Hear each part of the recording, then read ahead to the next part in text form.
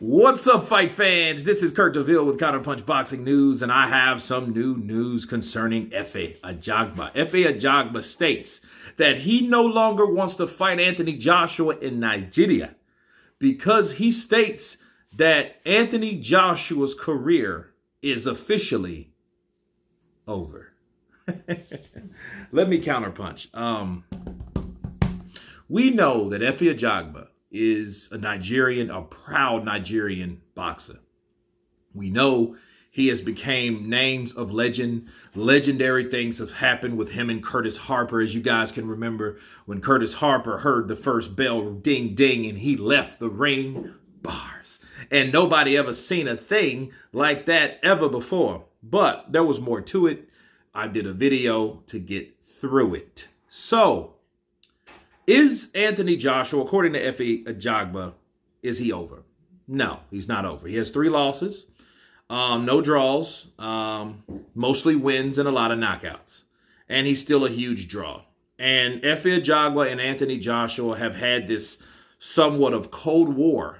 Or I definitely know Efe Ajagba has, because he has not got the credit that he feels that he deserves. I think it's the same with how Tyson Fury and Anthony Joshua's relationship is. Because I think there's a little envy there. I think Anthony Joshua has captivated Nigeria because of where his people are from, because of where he went to school at. He went to school in Nigeria. So a lot of people argue, well, yeah, he is Nigerian. He lived in Nigeria. He's Nigerian. You know what I mean? So then Efe Ajagba is from Nigeria. You know what I mean? And he lived most of his life there, grew up there. And you see where anybody that's that proud of the place that they're from, and then they see someone that is not as grounded as they are in that same country, they will have a problem with. You don't believe me? Let me tell you a real life story.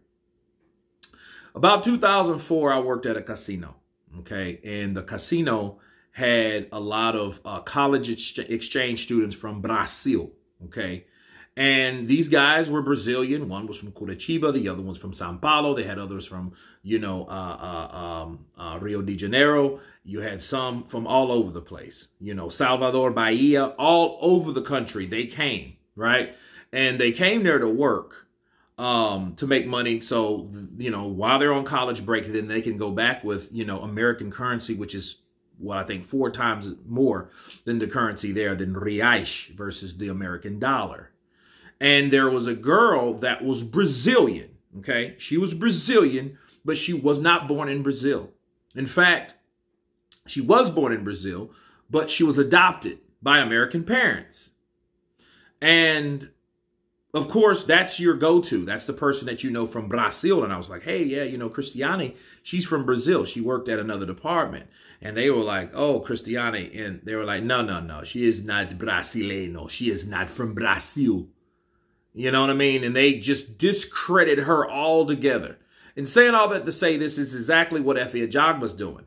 He's from that place because he's proud, just like those proud Brazilians were that grew up in Brazil, and they knew, and they believed, rather, that this person is not like myself. Like Efe Ajagba believed and believes that Anthony Joshua is not like him. He's Nigerian. Don't talk about Nigerian and Anthony Joshua in the same sentence. When you think about Nigeria, you think about me. Not Anthony. Bars. So I think that's that. I think there was some envy and all that damn money, all that fame, all that notoriety. And then Efe Ajagba was knocking guys out here and here and there and there and there. But then here's the funny thing. Here's the irony when it sets in. He gets beat too. By who? Frank, the Cuban Flash Sanchez. Okay. And now we hear him saying, oh, well, he's taken an L. He's lost 3 times. He's over. Well, okay. So basically, by your standards, all you got to do is get beat again, or, in a tough fight, raise the opposition, then get beat again, then your career's over. So I guess you could go back to playing soccer. Because that's exactly what Efe Ajagba did before he became a boxer, which I think is superb.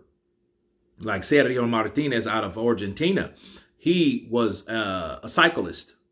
So his stamina was up to par. You know what I mean? He had high endurance, because of that. So that's a good background to be in, at some sport that you constantly move, right?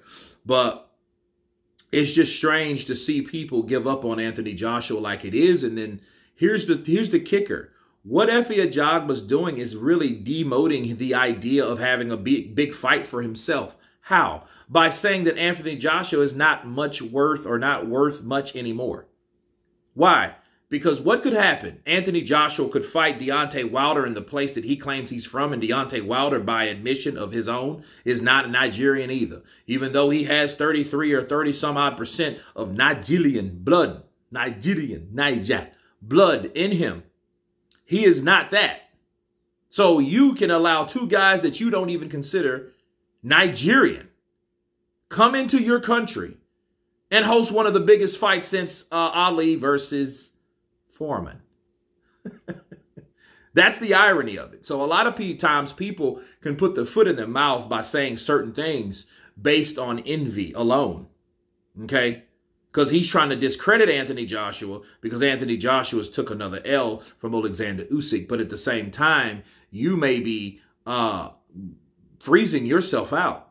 Because at some point, these fighters have to know, I have to build up to something. If I don't build up to that, what do I really have? I'm going to be knocking out the same type of cats that I've been knocking out, and my name will never go anywhere.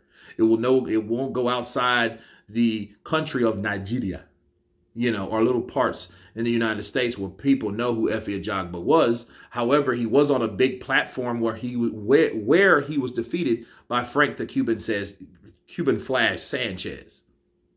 Okay, so, him thinking that Joshua was over, he's finished. Remember, people, everybody said that about Ali. When Ali got beat by Ken Norton, when Ali got beat in Madison Square Garden to take his first L by Joe Frazier, everybody said he was over. When he came in there against George Foreman, they thought George Foreman was going to mop the floor with Muhammad Ali. He was too old. He was too slow. He was not ready. He couldn't deal with the blows. He couldn't deal with the punishment or the power or the tenacity of George Foreman. He couldn't deal with any of that. Then what did he do? He took George Foreman out in 8 rounds.